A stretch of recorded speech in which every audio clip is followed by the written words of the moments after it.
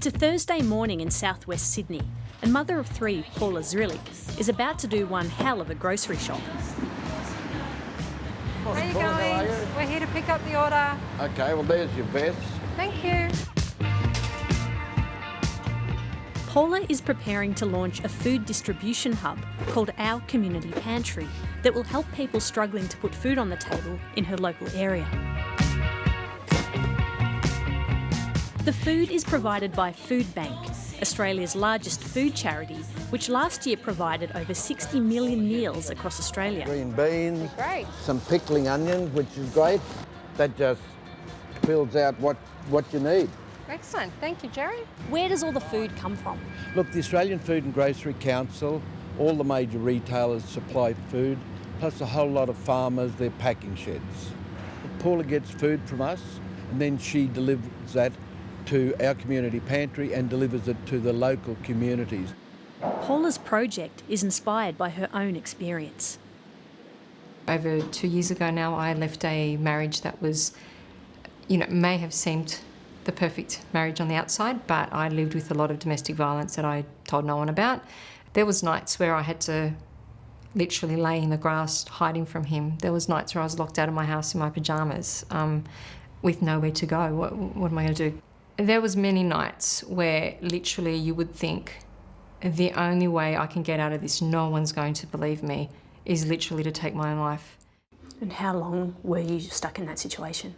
A long time. I was married for 20 years. The thought of not being able to support her kids made it almost impossible for Paula to leave. I knew the bank account was in his name. He'd taken bank cards, he'd taken phones off me, he'd taken the keys, the spark plugs out of the car. So yeah, your control, people don't understand. The last thing I wanted was for my kids to feel like they were poor. I just remember how bad that was as a parent, to not be able to put food on the table, to be ashamed to ask for help.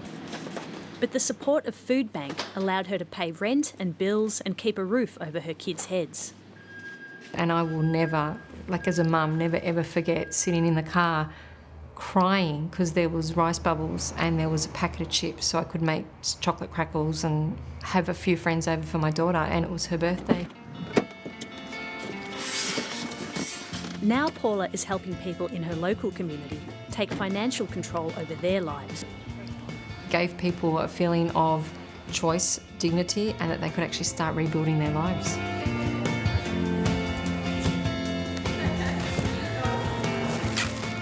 Alright, Zoe, let's start putting magnets and other things. Today is the official launch of Paula's Pantry, and her daughters are here to help.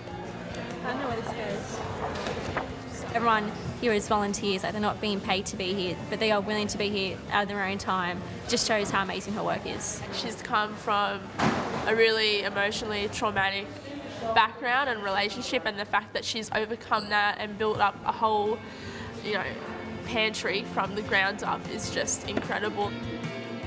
A long queue has formed outside the building. It's all crowded, like the streets all full. No one used to come down this street. Now you can't get a car spot. Well, we'll be opening in a couple of minutes. I'll be calling your numbers, and then you give your number to the lovely Diane, just sitting here at this table here. Okay, guys?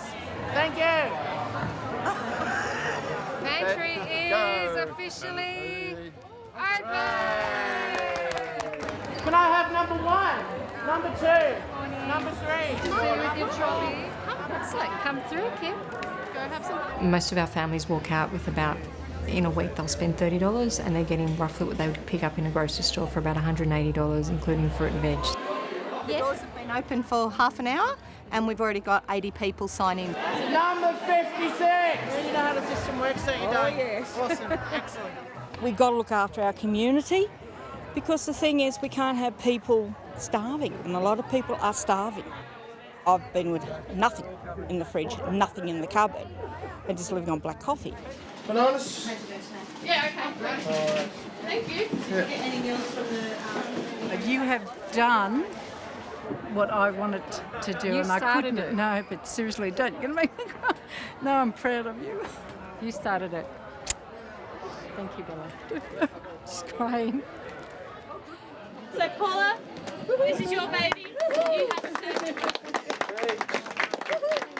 I didn't think my story where I was 2.5 years ago, where I really thought I would struggle to see the next day in my life, that I would be standing here 2 years later helping other people because of what happened to me. You sure you're right with that? Yep, I'm right. Thank Sure? You. Yep. No worries. Just seeing people walking home with boxes of fruit and veg and smiles, you know, seeing kids holding bags of food, it's why we do it. With the people that you meet now through your work, do you meet people who've had similar experiences to yourself? So unfortunately we do. We have women that come to us that they're in a car, they're displaced, there's nowhere for them to go. I have a lot of women that come to us with those sort of circumstances, absolutely. Unfortunately, yeah.